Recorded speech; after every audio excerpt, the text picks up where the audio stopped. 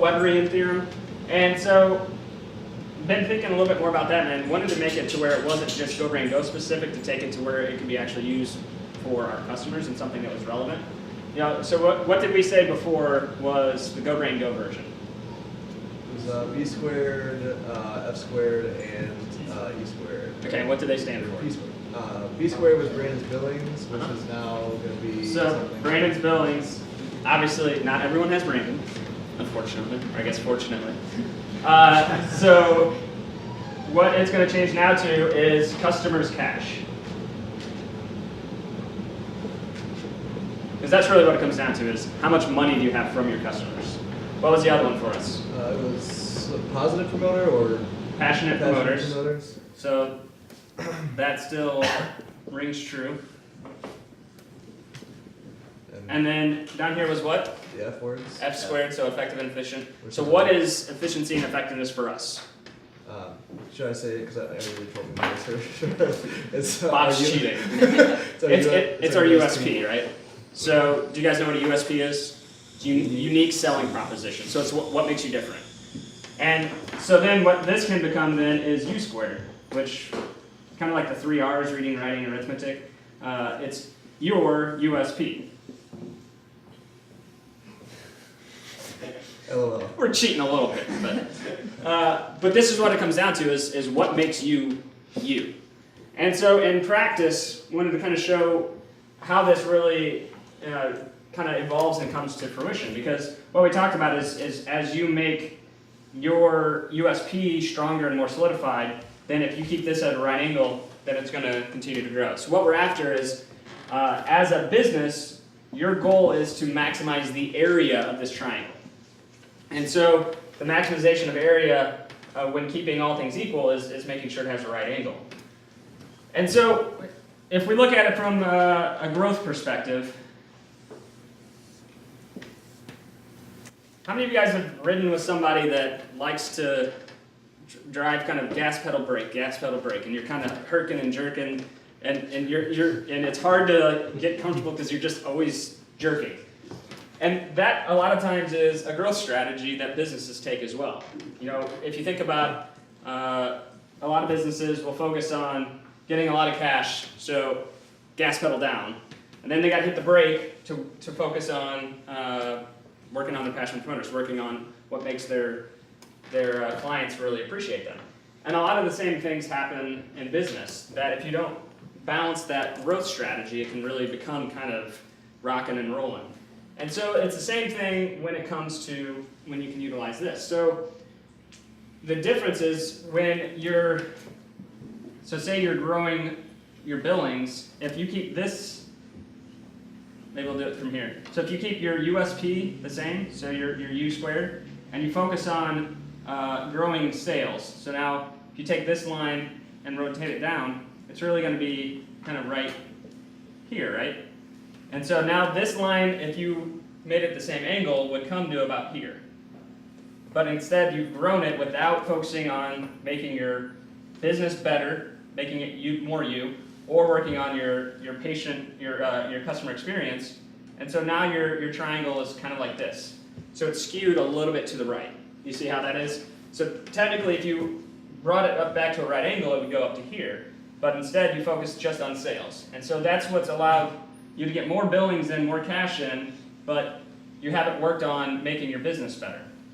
And so what you can do is one of two things. You can take, so if you've got this amount of additional sales, so this is this kind of section here, you can do one of two things with it. Where could you put that extra revenue? There's two places in this triangle. One or two, right? So you can do one of two things. You could either make that investment go to your I keep saying patient experience because of advanced better enjoying.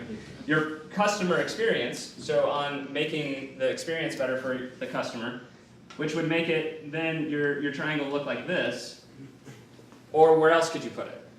Making you a better you, right? So at that point, you would invest in putting it out this way. So it's that same extra piece, but now goes to here. And so if you do that, you've kind of got this scenario to where the customer experience most likely will follow because you've invested in making you better at doing what you do, which is going to make your customer experience more likely follow. Whereas if you invested in just in making this better, it makes it a tall but skinny triangle. And so you can see this kind of played out. So let's say, for example, with Apple. So what would you say one of Apple's main USP is? Innovation. So it's a piece of innovation is what they want to do is create a closed system that works seamlessly together, right? So that's been their mantra from the very beginning is creating a closed system that can't be modified and make sure that it all works well together. So that's where the first Macintosh computer really made its difference because at the time IBM machines were all interchangeable and could be modified and made whole for everybody. So say Apple got some extra cash, which they've got a little bit now, right? So say 10 years ago, they had two potential strategies that they could do. They could either invest in the straight things that would make a difference in the customer's experience, or they could invest in what makes them a better them. So if they invested in this line here, that would have been making their computers faster, making them have more computing power, have more memory, having more things like that, right? That would make a better computer, which is what they were. They were a computer company. But what did they do? They made them a better them. They invested in first iTunes, then an iPod, then the iPhone, then the iPad. So what they really did over time is invested in their USP, which was to make a closed system that would work better and better and better to the point where, they're off the charts now. They've got more cash than most countries in the world. But what would they have done if they invested that money in just making a better computer? Totally different company, right? But they invested in what made them them. You can say the same thing about Southwest. Southwest Airlines says when they get extra cash, they could invest in making better planes. They can invest in, they do things having fun. They could invest in entertainment. But what do? Their mantra, what their USP is, and what they talk about is wheels up. Because they make money when their planes are in the air, not when they're on the ground. So they invest in what can make them, similar to us, more efficient. How can they more quickly get planes up in the skies because that's when they make money, which allows them to make their pyramid bigger as opposed to just investing in making the flight better because this is what makes them them. For us, when this in the last 3 months, 6 months, we've seen a lot of this. So we really changed our focus to recurring revenue, which gave us some extra cash. And so we could invest in one of two things. Because when you agree that when we did this, we also had a little bit of a shortage on this side because we were trying lots of new things. So we had some customers that weren't 100% excited at everything we were doing all the time. But it was because we were learning and we kept communicating that to them. And for some it was okay and some it wasn't. But what did we do?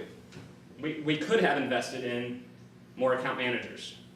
We could have invested in more creatives, so we could just pump out more work. But that's really just covering up, that's a Band-Aid over the top of what we really needed to do was make our process better, which is our USP is effective and efficient. So what did we do? We went to work on creating our go-to partner program to make it better. What did we do? We went to how can we make websites built more efficiently? How can we make them built more effectively so they don't come back? So we focused here, which is going to allow us to now readjust that customer experience to be successful. So with the two different growth strategies you have here is you can focus on consistently taking billings up and then following just straight back with the kind of the symptomatic fixes versus the fundamental, like we talked about before. And you kind of keep doing that, and all of a sudden you're kind of back to the one we talked about in the original growth strategy of you're essentially almost tree growth at that time because you're just pumping in cash the place that you're going to get the quickest impact, the quickest results, what's going to happen the fastest. But what you're not getting there is that foundational growth that's going to make you sustain over time. And so that's really where you continue to focus on, if you continue to focus on building out that base and then bringing it up, that's where you're going to all of a sudden have this huge pyramid that has, so even if it's the same height, so say the height is the same, which has more area? Right?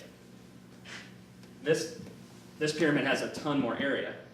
And area is the impact that you have on whatever it is you're doing. So if you're a for-profit company, this is going to be represented in a lot of it in your profitability. If you're a nonprofit or a social entrepreneur, this is going to be the impact that you have on the people that you work with. So what it comes down to is, and when I was kind of drawing this out, this kind of reminds me of a dunce cap, right? Like back when they sit in the corner, put on the dunce cap. So this is kind of, you can either grow like a dunce or you can grow like a pharaoh. And that's really the two growth strategies that this might get you there faster, but you're also going to get knocked over at the first sign of adversity and the first sign of problems. Make sense? So this was the third adaptation of the Pywebrian Theorem. So what questions or comments you guys have? I know this one wasn't as interactive as a lot of the other ones, but It's pretty awesome. So where are we at now with our USP? So we've done, like you mentioned, thanks to Laser and others, our websites are going to be built more efficiently. Everyone loves Niggin Link right now. What else are we doing, or what else is in the future for us to make our bottom go? So that's a good question. So we went from here, right, to where we've been really focusing on building out our F words, effective and efficiency. So we went from kind of a skewed this way to where now I would say we're pretty much back to center at this point. So we're back to where we're squared away and we have the greatest area of our triangle possible from our current situation. So what do you guys think is the next step? Expand base. That's what we've been doing, but so now what? You gotta expand the other two. So now, I mean, when you come back to here, what happens first? Sales, right? Because what do we, Ben, what do I constantly preach to you about when we're trying new things? Just to start off, like, We want to get paid to learn, right? How do you get paid to learn? And you're financing growth from customers that you're trying new things with. And it's not that we're experimenting on them per se. Go on. Yeah. Okay, so maybe we are. But so the next step is and we've talked to Brandon and I have talked about a little bit. It's about time to start opening up the faucet a little bit to get some more sales going. So the next step is we've got our triangle pretty well squared away now. So now it's time to hit the gas pedal a little bit because we've kind of let off the gas so we could catch back up here, which we've done. And so now it's time to hit the gas pedal again. And so I think the difference between our ability to grow before versus now is before we didn't have a good feel for how much gas to hit and when to let off, when to hit the brake and when to let off. So it was kind of herky and jerky. Where now we've got a pretty good feel that we can really kind of ease into the gas and kind of let it go and then we coast. And then so it's really more of a slow transition as opposed to starting and stopping. So at this point, it's time for us to probably hit the gas pedal a little bit more, which means that we're going to have some things that we're going to have to overcome and work through, because that is how we figure out where this section of our effectiveness and efficiency, where that needs to come from. Because if we are squared away right here, we get complacent because everything's going to be functioning perfectly. So we talked about at the retreat, kind of the boring versus exciting, innovation versus stable. That's where this comes in. If we wanted to stay stable and boring and not innovative, we'd just stay where we were and we would just continue to grow as we were. That's not how we do. So now we're going to hit the gas pedal a little bit, which is going to put us here, which means that to have a square, to have the squared away up here, that means we need to be, from an efficiency and effectiveness standpoint, right here. So until we get to that point of our f squared, we're going to have a little bit of leaning to the left as opposed to squared away until we get out to here. And once we get out to here, then we're back to square, and then we start it again. So it's going to be a cycle consistently of opening up the sales faucet, hitting the gas pedal a little bit, then knowing that we're about to that point where we need to kind of pull off, then figure out what we need to focus on, build that out, which will then adjust. So over time, it's going to continue to grow. So it kind of goes 1, 2, 3.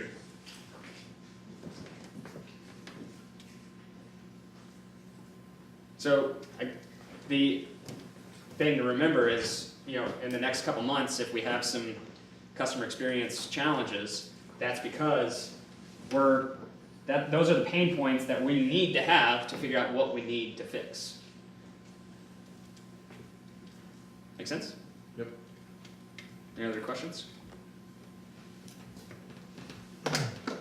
Not that anyone cares, but time tracking really affects the bottom part, but also affects the left side, because if we can figure out, at what rate are we the most efficient and effective and what kind of projects we are on, then the cash goes up because we know what the right price is, and the right side goes up because then we start doing things, we start having timelines that are more accurate and clients are happier. So that's like a big thing that affects all sides of the triangle. Absolutely. It's just the opportunity for us to make sure we know where we're at. The other element of this is where culture comes in, is how you do this. Because, and we've talked about, Apple is, the think different, that they bring together art and technology. That's how they do this. But really their USP is, how do we make a closed system that just works? For Southwest, they have fun, they low frills, just get out there, make it happen, but have a good time doing it. But really what makes them is on time, wheels up. For us, this is empowerizing entrepreneurs. That's how we do this. So that's what makes us us. That's our personality. But our USP, what allows us to be able to empowerize entrepreneurs, is because we do things effectively and efficiently. Because if we were inefficient and ineffective, good luck trying to make people excited about it. Because they're going to be so frustrated and so aggravated and they're not going to be giving us any money because it doesn't work and it wasn't on time. So keep that in mind when you're trying to kind of slot it all into the different elements. Is the culture is really how you do this, but really when it comes down to it, it's what allows you to do it.